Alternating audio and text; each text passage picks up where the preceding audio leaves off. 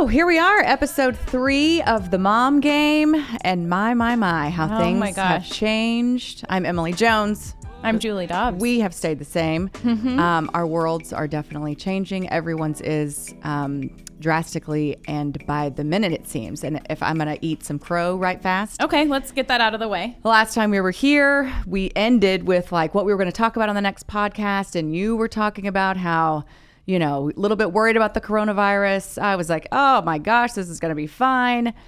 No big deal. Let's just tap the brakes a little bit, Jules. You're a little bit overreactionary. Me feel a little bit paranoid about it. And so then I jet off to Ranger spring training in Arizona. And then I fly back 2 days before I was supposed to fly back because basically shit hit the fan. Yep. And here we are. Yeah. It's a whole new world than it was a week ago, yeah. Which is insane. Our lives, everybody's lives have been completely turned upside down because, of course, of the very fast growing and very scary coronavirus that's just going through the whole world, but now really hitting the States really hard. So I think today we're obviously going to talk a little bit about how it's impacted our day-to-day, how it impacted spring training. You can maybe give a little bit of insight into how the Rangers are handling the whole situation. And I obviously am impacted by the Stars canceling so far or suspending their season, putting it on pause. So we can just kind of update everybody on all of that and go from there. Yeah, if you came here for like the latest coronavirus news, you might want to check somewhere else. Yeah. We're just kind of offering kind of some relatable stories, hopefully maybe some funny anecdotes that we can pass along to get your mind off of things that are not going well. And then just kind of, I think one thing I want to reiterate, I'm going to do it a little bit later in the show, is how, you know, hopefully make you feel better about something. Not you, Julie, but you can make me feel better about a lot of things. You, the listener. And it's one thing that I really took away from as I was driving here today, that I want everyone who's listening to kind of take away from this whole crazy ass situation. So I guess let's start with, you know, like we talked about where we were a week ago. I was, you know, headed to Ranger spring training. I left on a Saturday. What happens with me is I take my kids and my mom, they stay with me half the time, and then they fly back, and then I finish off spring training. Mm-hmm. It jives with their spring break, so it was perfect timing. We leave on a Saturday.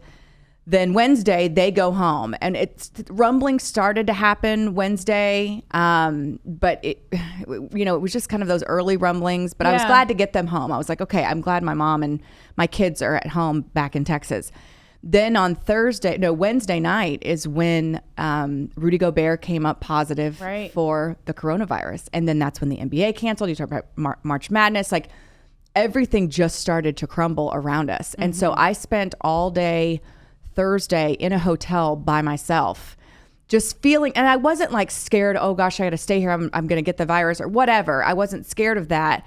But there was this like deep desire for me to just be with my family. I just wanted to be at home with my kids and my husband. I just wanted to be in our house. I wanted to be where, and granted, I could have driven home from Arizona, but there was thought like, are they going to shut down air travel? Like all these questions. And so Tuesday was a really, that Thursday rather, was a really weird day for me. Like I just was like, and I bet a lot of people felt the same, that were on the road or they were separated from their families. Probably some still are. Yeah. That you just have this like, you're not panicked, but you do have this desire to just be with your family. Yeah. So I got home. I ended up getting a flight out on Friday morning. I got home on Friday morning. I was originally not scheduled to come back until the following Sunday. So I was home, you know, a full 2 days early because of the way things went down. And the way the Rangers told us is, like, at this point, non-essential personnel should head home, and everybody made arrangements to get home. But they kept the big leagues, the big league club, and the minor leaguers all in camp until they could kind of figure out a plan. At that point in time, the Rangers big leaguers decided as a unit they wanted to stay together as a team. Mm-hmm. And so they made that decision. So that was a Rangers decision. It wasn't like every baseball team decided to do that. No, I think everyone at that point in time was handling it on an organizational basis, organization by organization. So the Rangers had a team meeting. They decided we want to stick together. Okay, that makes sense. And they were able to do so for about 24 hours. Yeah. And then Major League Baseball was like, everyone needs to get home. And so I talked to Joey Gallo this morning, and he's like, we just got home within the last couple of days, and they're trying to just get settled. He's getting situated, and he's like, I'm just, laying low. I mean, just trying to do what we're supposed to do. It's hard for guys like that, to try to stay in shape. You start getting into that. You almost many things. Almost switch to like this off-season mode. Yeah. And so that's kind of where baseball is in a complete and total holding pattern. There was, originally it was like 2 weeks and then a month. I mean, now it's like we have no idea. No one has any idea. And so, and that's the way with all the sports. That's the way with all the businesses. That's the way with the world right now. No one knows what's going on. No one knows how long it's going to last. And it's a crazy, helpless feeling. But at the end of the day, I told my mom this the other night because she's worried about her retirement. She's worried about her savings. Yeah. She's 72 years old. And I'm like, you know what? We're all in the same boat. We're all going to get through this together. And hopefully in the end, it will, forgive me for sounding cheesy, but hopefully in the end, it will bring us together and unify us. And hopefully that will be the case. It's not early on because there's some ugly stuff going on out there. But hopefully in the end, we're all just going to have to get over this together. And that's something that I think really like hits me hard is when you think about the whole world being affected by this. The whole world. Like, when's the last time we were a part of something where the whole world was feeling it and experiencing it together, and there was no like big conflict person to person? It's this disease that's spreading and everybody's trying to figure it out together. So it's just something unlike anything that we've ever experienced. And I know the sports world essentially shutting down affects both of us a lot. It affects your day to day because you essentially don't have a job right now, right?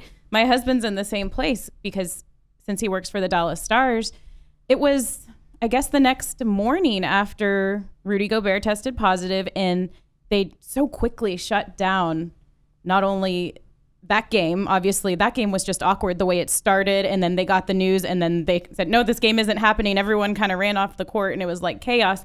Within a few hours, they had decided that the NBA was suspended indefinitely. And so we just sat there kind of watching all of this, looking at each other, like looking at Twitter, thinking, oh my gosh, is this real?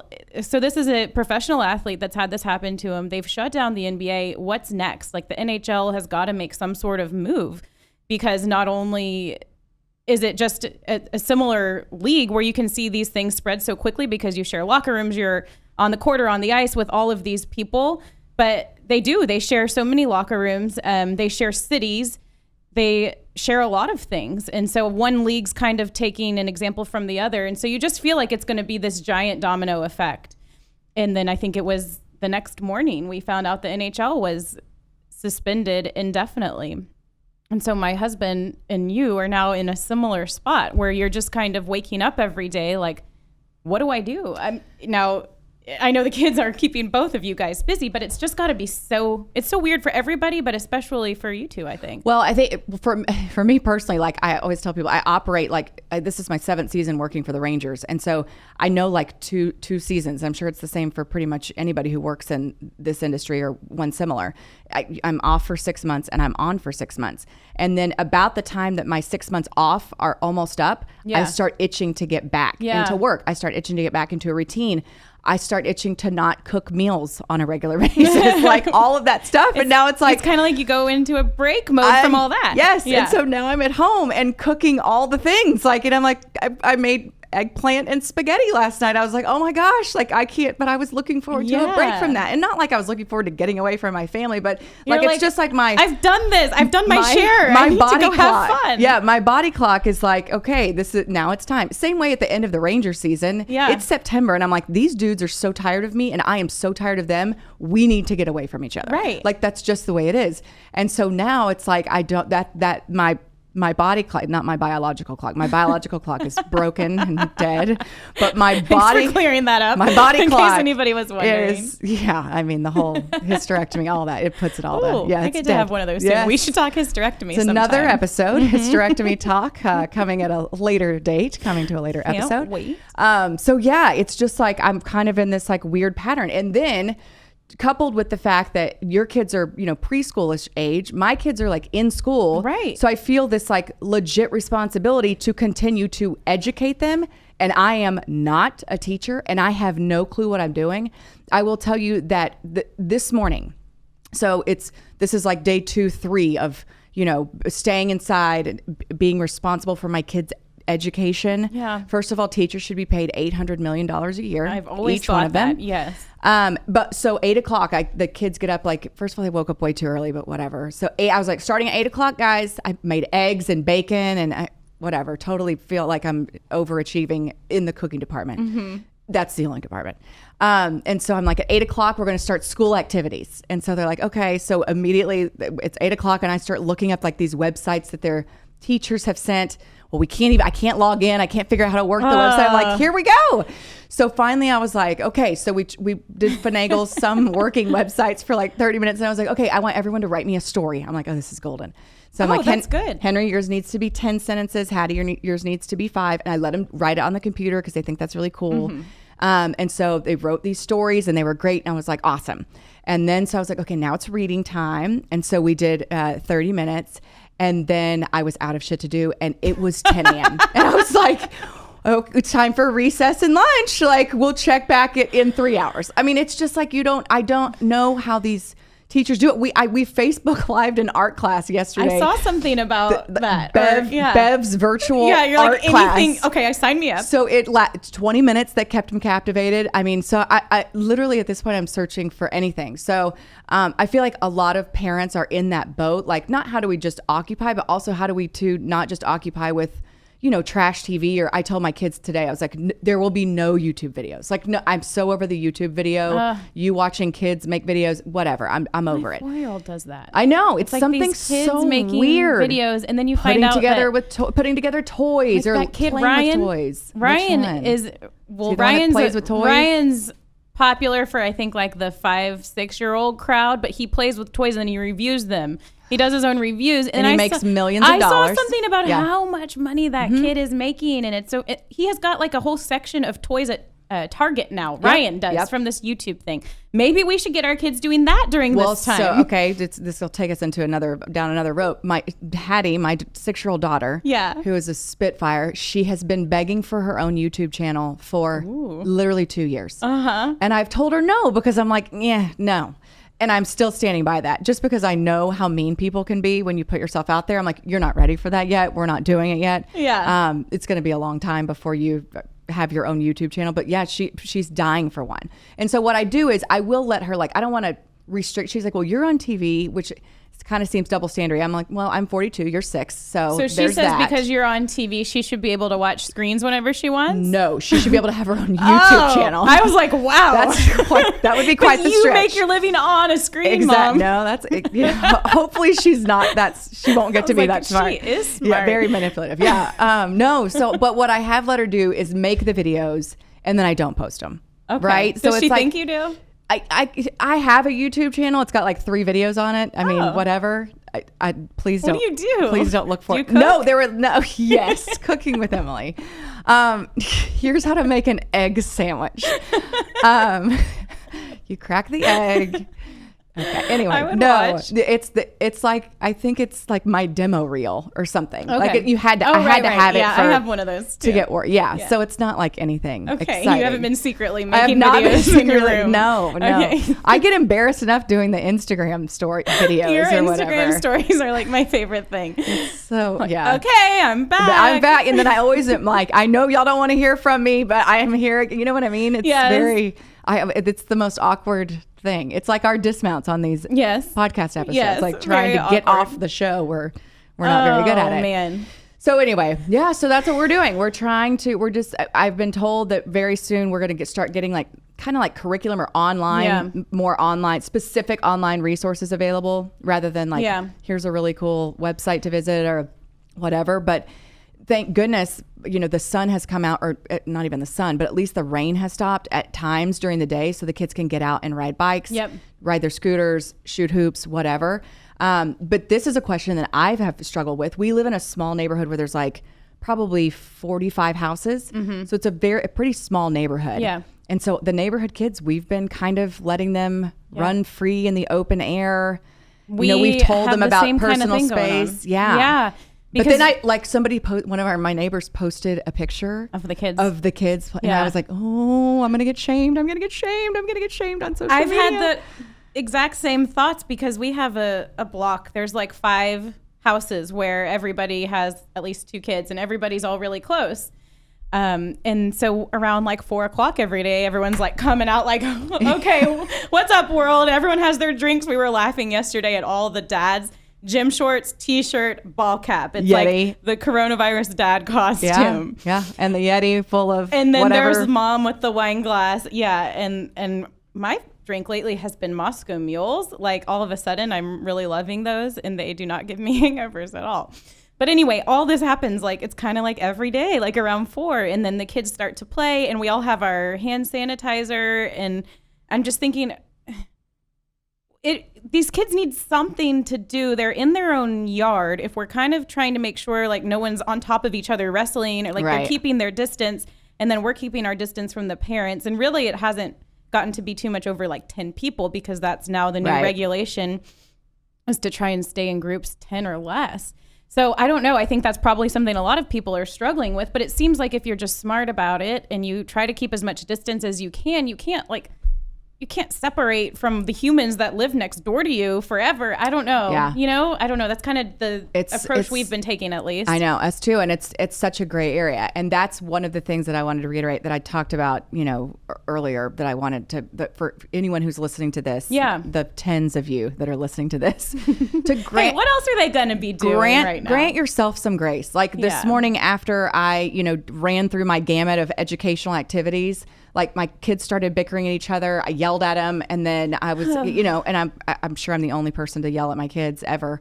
But I was, and I felt bad about it. But then I was like, hey guys, look, sorry. Like I know it's just this is kind of a stressful time. We're trying to figure out what's going on. Mommy shouldn't have yelled, and I'm sorry. And they're like, it's okay. Like they didn't care. But but I'm just saying, like, don't be so hard on yourself as a parent.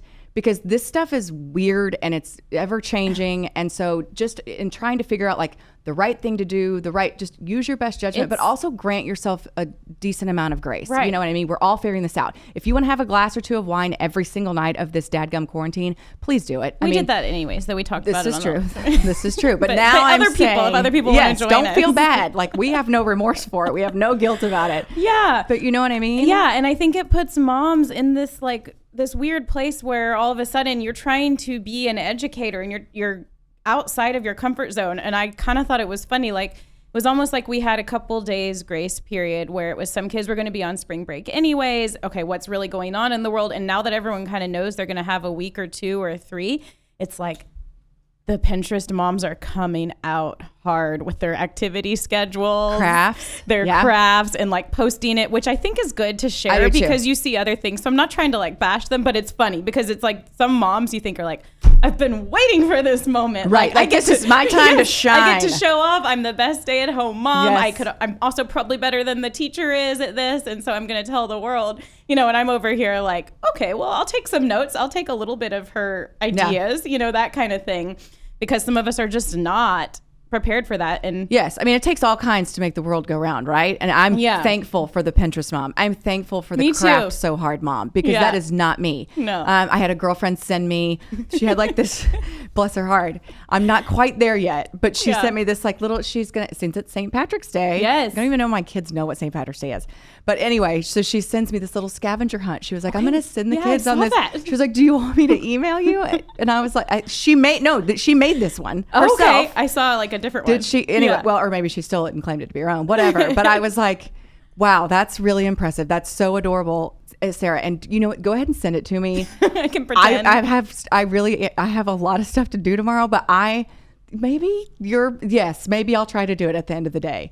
And what it'll turn into is me like hiding, like I think they're supposed to get like a surprise or a treat. Yeah. Well, I don't really have that. So I'll be like, get one of their current stuffed animals. And right. You don't just have a stash of treats. No. So I'll screw it up, but I'll try. I mean, I try to do, I don't know, stuff that's a little bit fun, play basketball with them, play games with them. Like we've played a lot of games.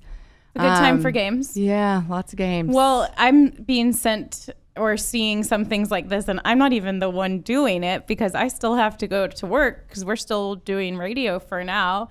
And so I'm trying to decide how much of all of these things to expect out of my husband, who's now a stay-at-home dad. Like he literally went from traveling around North America trying to help the Dallas Stars get to the playoffs being surrounded by NHL athletes, and he's in like work mode for all of the season. Like there's not much separation. Right. And now he's just sitting there, like, not to like put him on blast, but I feel like if any dads are in this situation, they're probably the exact same. You catch them at times just staring off like, what is happening? Like what he's in like happening? The weirdest headspace. Yeah. Like, am I going back to work? What am I supposed to be doing with my life? Like, I need more bullet pointed lists. Like, I need to have an objective. So we're trying to come up with things.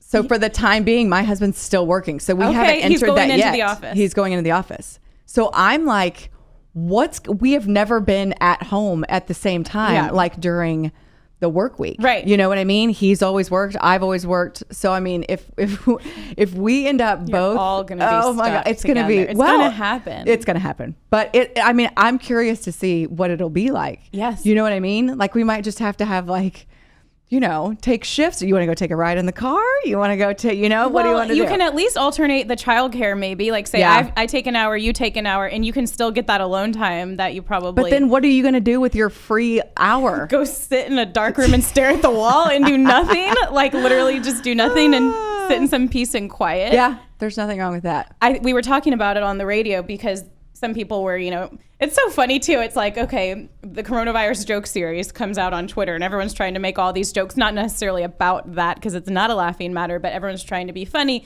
and everyone's online right now. Everyone's on Twitter because there's nothing else to do. So Twitter's actually like been a pretty entertaining place, whether you're getting your news or you're finding a laugh. But one of the first jokes was like, how many coronavirus babies are there going to be in 9 months? And we were talking about it at work. We were like, I think it might be the opposite. Like, I don't know how many people, how many divorces are going to happen stranded in their months. home with their spouse and their kids and decide this is a good time to go like do whatever. But it's more just trying to survive. Right. And like when's the last time? Like you just said, you're all trapped under one roof and trying to get along, and you don't have your outlets. Your husband doesn't have his outlets. Like we go to work because obviously we hopefully find a job that we like, and then it gives us our like sense of purpose. It doing something that we like and leaving the house for a bit. Right. Yeah. No one was built for this. No one was built for this, but we're all going to have to endure it. I mean, we're all going to have, and it's only going to get crazier before it gets better. Yeah. Here I am saying that after you've changed your tune, my friend. I mean, eating so much crow. I fully. And you weren't the only one. A lot of and that's people another thing too. Grant yourself grace. If you were like, look, we all need to calm down, people. It's going to be fine. And the president was kind of like that. Like, yeah, he was. I mean, and probably, and here's the thing is too, and I'll fully admit this, I don't pay attention to the news. Like I honestly don't. I avoid it like the plague. I feel like it's depressing. I live in my sports wonderland and everything's great there. Usually, you know, like the worst thing that happens is like losing streak. You know, oh yeah, that stinks. Yeah. But so I avoid news, I avoid politics, I avoid it all like the plague. And now I'm struggling with like, I really would like to, and that's why I had that opinion. Like, oh, I think we should just let's just pretend like everything's fine for a while. Because if we pretend like that, then hopefully it will be like that. That's a terrible take, and I own up to it. But also, if you thought that way, if you were with me at that juncture a week, 10 days ago, grant yourself some grace, because you're I don't want, misery loves company, and you're in good company, whatever the saying is. Right. I mean, I was right there too. And no one expected this. No, I don't think anybody expected to be this bad. Well, I mean, I'm sure some people did. But this is what I do want to know. And if anyone out there has a legitimate answer, and I was going to put this on Twitter last night, and I'm so glad I didn't, because I can only imagine the responses I would have gotten. Yeah, some things aren't ready for I wish Twitter. there was, like, as a complete, and I fully admit, a completely uneducated person on current events and the news. Yeah. Where I want a reliable source that's not I mean, from what I understand, Fox News Channel is super, super Republican, and CNN is super, super Democrat. Like, is there like a middle ground? Is there like a, hey, we're a bipartisan newsroom publication? Yeah. Like, I wish there was something out there to where I could take stuff and where all the political BS is filtered out of it. Right. Well, I heard something about, now, I don't know if this will be exactly that, because I heard they're working with the administration to do this, but I heard Google's like working with the administration to create like basically what you just described, somewhere like a one-stop shop for all of the news that you need to know. But I'm right there with you. Even when it comes to what the symptoms are. Like you hear different things. And you heard one doctor saying, go out and visit your local, restaurant, support local business, keep our economy going. And then you hear them like, don't do that. Do curbside. Yeah. I think the CDC, like their website is a good general place for something legit. And they're the ones posting updates as far as like your health and when the number has gotten lower and lower of how many people you're supposed to be around. Usually it comes from them with those guidelines. But yeah, there's so much different information out there. It's hard to process it all and decide what it is that you need to follow. But at this point, I think it's just listening to like your governor and your state leadership. And then President Trump said 10 or less. And and then follow the rules. And then follow the rules. I'm going to become an official full rollover. Full rollover. You might be the first one of those. I mean, just for a little while. It's just for a little while. I feel like it's important. Well, it is important. And so that's wash your hands. Yes. That's sanitize everything. Yep. They were very good here at Vocal Media about letting us know that everything was going to be sanitized and we're all keeping our distance here. And hopefully, though, we can keep on doing this because I feel like it's a good time for this now. For sure. Yeah. For people to listen, for us to talk about it. Right. And so we're glad we could be here with you to hopefully, kill 20, 30 minutes of your quarantine or social distancing, all that kind of stuff. We'll be back sooner rather than later with, I'm sure, some more shenanigans and you need an excuse to leave the house, don't you? Harrowing tales of motherhood and education. And two, I want to close on a quick note. I don't know if we're exactly announcing this, but we have a title sponsor for our podcast. Oh, yes. And I have already been the beneficiary of their work. I was thinking your teeth look because beautiful. I had my teeth whitened by our new partner, who actually you went to high school with. Yes, Adam Cowden and his dentistry. They're going to be in on this venture with us, and he and his wife, her name is Anna. Granted, I haven't met her yet, and I haven't really seen him much since high school, but I knew that he was interested in doing some advertising, and he was, and this seemed like the perfect fit for him and for us. So yeah, he's going to be our new title sponsor. Cowden Dentistry, I believe, is the name of their practice. And so we're going to tie them in different ways, and hopefully we can bring on some other people and too. I was looking for an excuse to get my teeth whitened, so it worked out just perfectly. Perfect. So yeah, happy to have them on board. We always have room for more sponsors if anyone is interested. Mm-hmm. Yeah. Don't you want to hop on board with this mess? I mean, why not? What's not to like? No. Does anybody want makeup? Anybody? I could use some makeup. We need a makeup sponsor. Makeup sponsor. Hair sponsor for both of us. Energy. Yeah. We might have something for energy on the way, too. Oh, yeah, absolutely. Yeah. Okay, Jules. Well, I think it's time to say goodbye. Okay. Here we go with our awkward dismount. We'll see you guys soon. We'll be back soon. We're going to talk through all this together. We're going to get here on the mom game. Grant yourself grace. It's a crazy, crazy weird time, and we're going to get through this. We're good. We're going to get through it. We got together. This. Moms and dads, everybody. All right. We'll talk to you soon. Mom game out.